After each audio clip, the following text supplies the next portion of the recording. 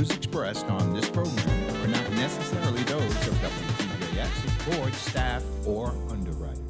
Good day, and welcome to Ability Radio. I am one of your hosts, Amelia Headly Lamont of the Disability Rights Center of the Virgin Islands.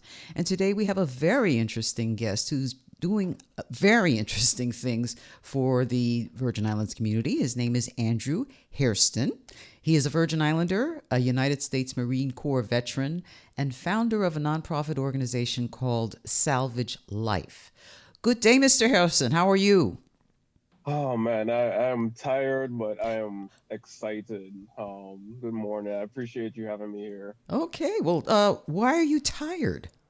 Oh man, it's funny. My wife, she tells me that I used to be busy while I was in the Marine Corps, but now I'm like three times as busy. But it's all doing stuff that I love right now, so it's very fruitful. I really appreciate being able to being in the position right now that I'm in to try to help people. Well, tell us about this organization. It's called Salvage Life. What is its goal? What are you doing in that regard as its director? Yes, so Salvage Life, it's a play on words. So before I was injured myself, I used to lift weights. I'm a Marine, jarhead, meathead. So I spent a lot of time in the gym, and there was always this term called Savage Life Mm-hmm. for guys who lift weight. But then also one of my injuries is limb salvage. So it was kind of a play on words to be able to raise awareness to limb salvages because a lot of people don't notice them, but they also are the result of many amputations are the result of limb salvages. So that's really where the name comes from. But essentially, a little over 3 years ago now, I was hurt after getting back from a deployment. My wife and I were moving to our new house. I was hit by a vehicle in the process and lost my left leg, and doctors were able to save my right leg. Um, Going through my recovery process, of course, everybody they asked the question, well, hey, are you gonna move back home now? You're done with the Marine Corps. Are you gonna come back to the Virgin Islands? And I realized that a lot of the support, specifically in the adaptive sports realm, Mm-hmm. the resources and support that was receiving up here in the States, they could not reach the Virgin Islands, whether it's just lack of, I guess, interest or logistical financial constraints. So that's when the idea dawned upon me to, hey, let's uh let's change that. Let's be that bridge. So in July of 2021, um, went ahead and started the organization, and by I believe it was August of 2022, we had our first and the first ever adaptive sports clinic in the Virgin Islands where adaptive athletes are participants with disabilities. I call them all adaptive athletes because that's what we all are. Mm-hmm. We took part in adaptive archery, and they got to try out different types of adaptive bicycles. And yeah, we've just been growing ever since then. Now, you've competed in a variety of sporting events. Can you tell us what they were? Yes. So That's why you're tired, um, right? my main sport right now is my main sport right now is cycling. So I'm a para-cyclist, the first ever para-cyclist in Virgin Islands history, and also the first, I think, cyclist period, able-bodied or para-cyclist to compete um, internationally for the Virgin Islands. That when I got hurt, I went up to Walter Reed, and I remember Harvey Naranjo. He was our adaptive sports coordinator up there. He asked me what sports I would be interested in now as an amputee, and I remember telling him whatever is going to get me into the Paralympics. So from that moment on, we got real close. He threw every sport my way, whether it was boxing, sled hockey. I even did like snowboarding and mono skiing for a little bit. But cycling came about, I remember he told me, hey, there's a trip going on to New York. We're doing a little 4 mile race in Central Park by this organization, which I love to death now, Achilles International. Um, it's in Central Park. You can walk it, you could roll. If you want to try a hand cycle, I was like, I don't know what a hand cycle is.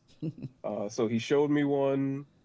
And I remember telling myself, like, well, at the very least, it's a free trip for me and my wife to go to New York, so might as well. That race I took third place in the hand cycle division, and I was hooked ever since. So now I've competed in a few, or not few, a lot of local races here in the U.S. I've competed in a number of marathons. I've uh, won a number of races, but my biggest accomplishments I'd say to date are what I've been able to do at the World Cup level, where now the international cycling community is now they got their eyes on the Virgin Islands, which like all of them, they're excited every time I show up because there's not too much representation from the Caribbean in the paracycling world. Let me ask you this. I'm a little intrigued. You mentioned boxing. Is boxing considered an adaptive sport? So it can be. So we did it for during our recovery. We do adaptive boxing where for the longest myself, I would sit in a stool, like on a rolling stool, Mm-hmm. and go through like the different techniques and everything. And then eventually, when I got my prosthetic, I did it from the standing position, and it helped a lot with the balance and coordination for myself. And then I've seen with a number of other service members specifically how it was just like a good cardio that was very low impact, got you moving, but also for specifically with folks with TBIs, when they're calling out numbers, you have to think also. So yeah, adaptive boxing, it was fun. I remember after probably like a month or two, my wife actually went and bought me some boxing gloves because the apartment we were staying in at the time had a heavy bag there, and I'd wheel myself down there and start practicing on my own. I don't do it as much anymore, but it was definitely a fun Oh, okay. Well, as a parent, I'd be a little leery of boxing as an time. option. So I will say we're also not getting hit. It's all just Okay. you throwing the Uh punches. huh. We never sparred or anything. There was some who went on further to become instructors and wanted to spar and stuff like that, but Mm-hmm. for the vast majority of us, we were just using it as a therapeutic activity. Right. And I could see where balance would be helpful and, like you say, some Yeah, kind of aerobic component to it. So, yeah. okay, Salvage Life is, as you say in your website, committed to bringing adaptive sports opportunities to the U.S. Virgin Islands and promoting inclusivity in sports. Now, what do we mean by that? What do you mean by that?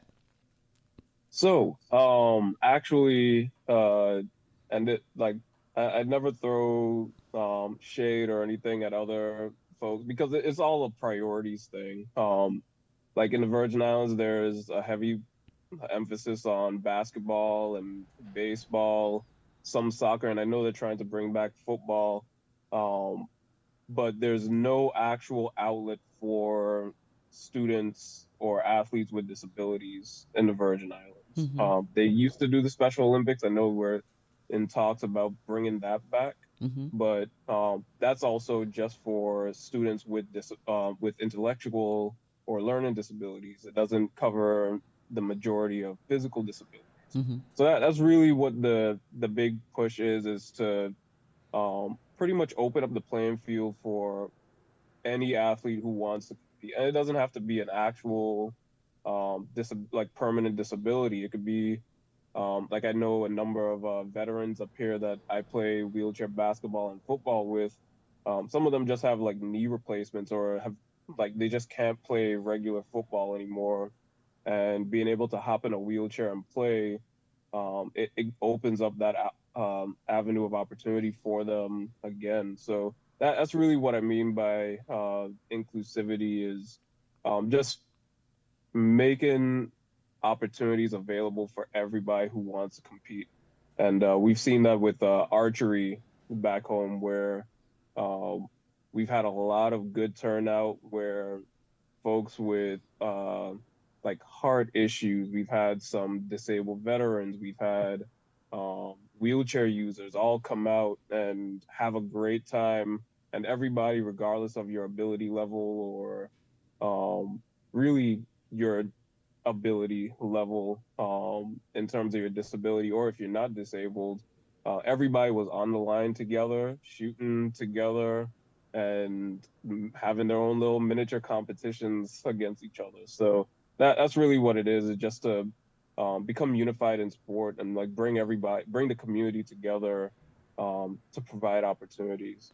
Now, I understand your organization, Salvage Life, has a new program called Adapt VI. What? Tell us a little bit about that. How Yeah, did that come about? Yeah. so Adapt VI is pretty much everything that we do in the Virgin Islands now. As my organization has grown a little bit, and we're doing some stuff up here in the States as well. I wanted to just, of course, organize things and like really just um, put a stamp on what it is that we're doing in the Virgin Islands, and that's where Adapt VI came from.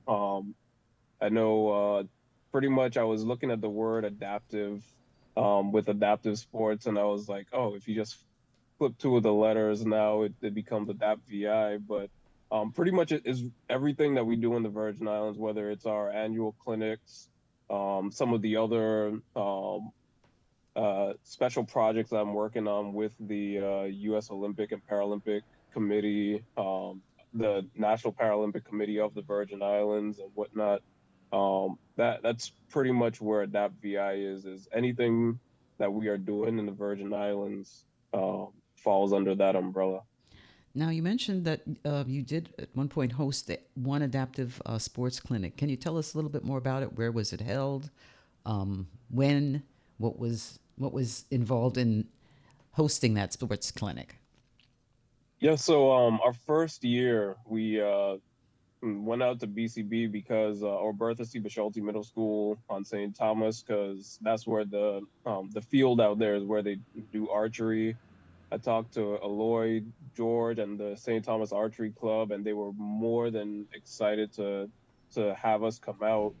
And we had a decent turnout that time. We had I think 8 participants, a number of volunteers, and uh, it was a uh, it was a good experience. We had two gentlemen in wheelchairs that I still remember to this day. Um, when I rolled my wheelchair down, because of course with my prosthetic, I was walking everywhere. Um, my version of running around the place trying to get things Mm-hmm. going, and when two of those gentlemen saw my wheelchair pull up and me sit down in my wheelchair to do archery, I remember them saying, "Wait, you use a wheelchair?" I'm like, "Yeah." And they're like, "Well, you shoot archery in your wheelchair?" I'm like, "Yes, and I'm about to show you how to do it also." Mm-hmm.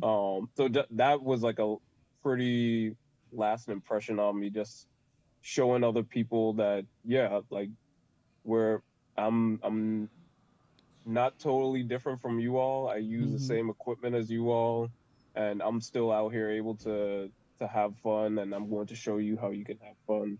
So we got our start at Bertha C. Bisholti Middle School, and because my family is the Bisholti family for the second year, Mm-hmm. they hosted us there for free and have welcomed us back there for any future event. So that's when we started branching out over to St. Croix, and the St. Croix Archery Club was um, very accommodating. They've been trying to start up an adaptive archery program, so now we're collaborating to get that going. Um, so yeah, it's been growing slowly, but we I think we went from 8 participants the first year, to last year having well over 20, and I'm hoping that this summer we're able to grow that number even more. Well, I was not aware of an archery club existed, so this is quite interesting information. Are there any other sports clubs that you have affiliated with in the past or plan to affiliate with? Yes, so right now, archery and cycling are the two main ones. Archery because there's an actual push to start up adaptive archery, and it's very easy. The equipment is all the same. Literally, just need to have people show up, and that's why I was able to show them is adaptive archery is just the difference between is the person standing or sitting. There, of course, once you get into certain disabilities like upper extremities or visually impaired, like there's other considerations that may come into play. Mm-hmm. But is the archery is the easiest sport in my opinion to adapt. And then, of course, the Cycling Federation because of what like the support that they're giving to me on my personal goals in cycling. We're working on trying to instill some more I guess, programming within the cycling and triathlon, para triathlon realm. And then right now we're working with, how I'm trying to work on a program with the U.S. Paralympic team for swimming. Mm-hmm. So swimming, and then there's a number of different things like that. I think that's also part of the reason why I'm so tired is because every day on my drive to school, I'm just coming up with new ideas, and I'm just trying to figure out how I can bring something new to the Virgin Islands. No, swimming makes a lot of sense. I'm curious, what costs are involved? Let's say if somebody was interested in pursuing archery, for example. So archery, the beautiful thing about it back home is because we have these established clubs, the equipment is all there. So the cost for the average person to get involved is maybe the gas it takes to get out to BCB or out to Frederickstead Hmm. on St. Croix. Mm-hmm. But for those who want to become like more advanced archers, like my bow that I used to compete with is I think like a $1,500 bow. But then of course, depending on the disability, you're looking at different equipment, like say for a visually impaired archer, they might need different types of sensors. And with regard to cycling, which I would imagine is a little more expensive than archery, how would an individual become involved in that type of pursuit? Yes, so cycling is a lot more expensive. Cycling and your wheelchair sports are a lot more expensive because the equipment is so niche. So where a traditional or able-bodied cyclist can go to the store and get um, a road race bike for say $2,000 to $3,000. The bike that I'm currently having made for the upcoming World Cups and hopefully Paris 2024. It's a $17,000 bike that thankfully the VA is covering the cost of. So your average sports chair is about $4,000 to $5,000. So the barrier to entry for say a sport like basketball, wheelchair basketball, where the able-bodied person might be able to just pick up a basketball and go play, you're looking at $4,000 to $5,000 for a wheelchair. So it definitely gets more expensive depending on the sport it is that you're trying to pursue, and that's why my organization, what we're trying to do is bring some of that equipment down to the Virgin Islands and lessen some of those, I guess, entry costs that it would take for someone to get into them. Right, those are barriers. And you pretty much touched upon it when you mentioned how challenging it is sometimes to bring equipment to the Virgin Islands, whether it's, because of customs duties, whether a shipper would even send to a U.S. territory. So that, that I could see your organization being very instrumental in, bringing athletes here in the territory, making that bridge, making that connection. That would be so important. Yes, definitely. What we've been doing is so far just checking stuff through and using back when I was still in the military, using those free baggage costs and whatnot to just load up as much stuff as I possibly can. But yeah, that's pretty much the approach that we originally took, and we're looking at partnering with some folks to start being able to ship some stuff into the Virgin Islands. And the other thing is between the islands. That's another Right. um, big expense there, using the ferries or even one of the barges. Right. Now, you did talk about swimming. Now, that should be a fairly affordable task. Yeah. Tell us a little more about that. Yeah, so swimming it's pretty new, still in the works, but it came about because we have one athlete on St. Thomas who talking with his coach, if he was able to compete in the last Paralympics in his classification, he probably would have medaled.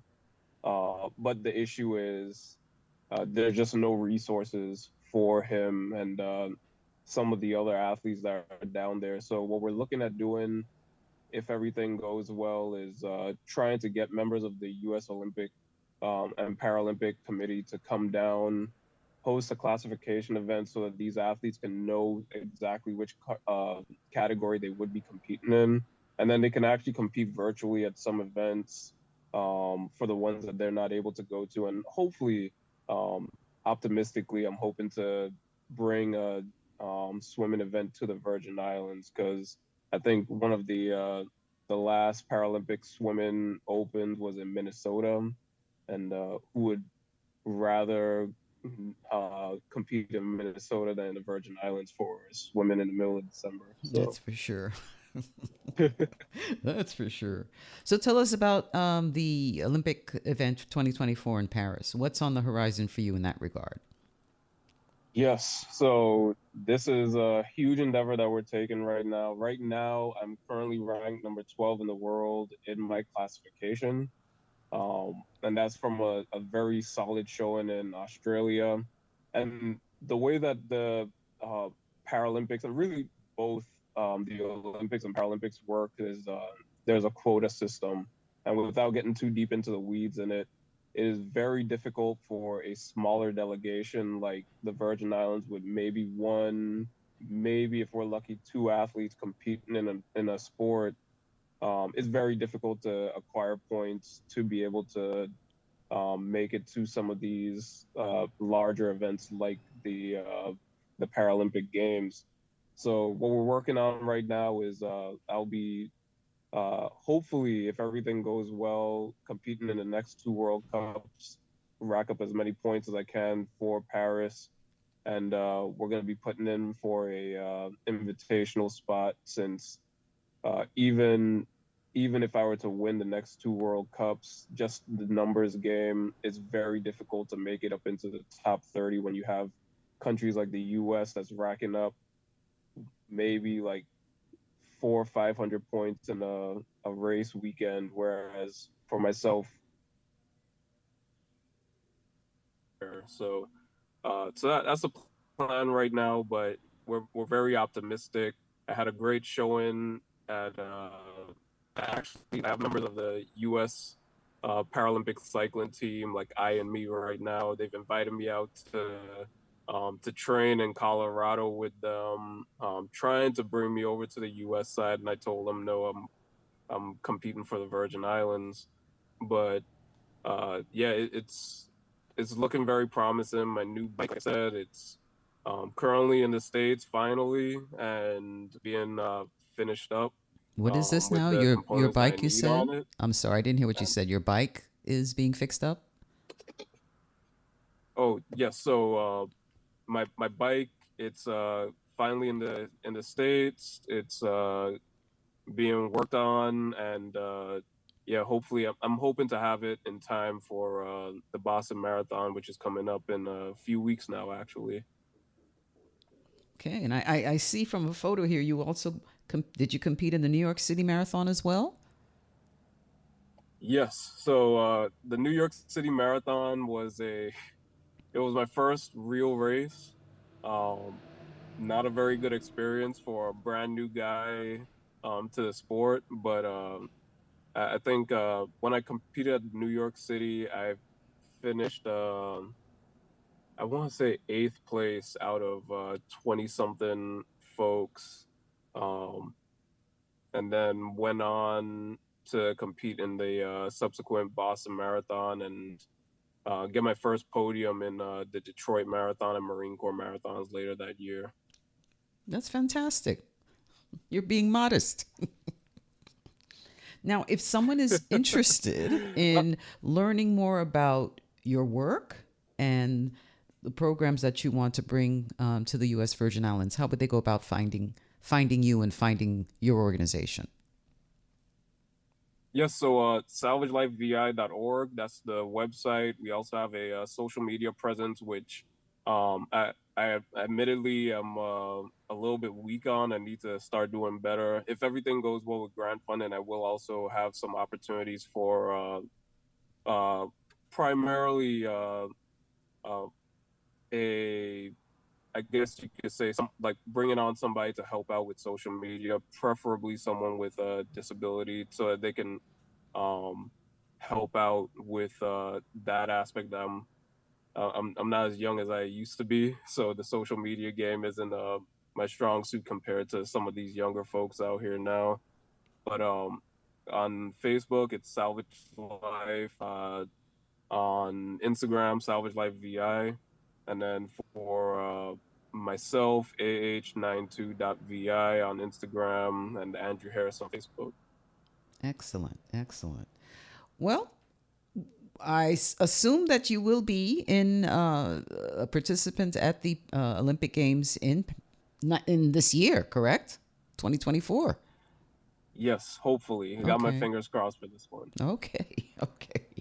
Well, listen, I want to thank you for taking the time and explaining the work that you're doing, the valuable work that you're doing, and I assume, as I know we've had this conversation before, and in the 30 seconds we have remaining, you're looking at clinics in St. Thomas as well as St. Croix, correct? Yes, we're doing clinics and then also working with the Department of Education's Office of Special Education to provide a summer program for them as well. So, excellent. We're excited about this summer. Excellent. Folks, thank you so much for listening today. Have a great day. And Mr. Hairston, all the best and much success to you. Thank you so much. Bye-bye. The views expressed on this program are not necessarily those of WTJX, its board, staff, or underwriters.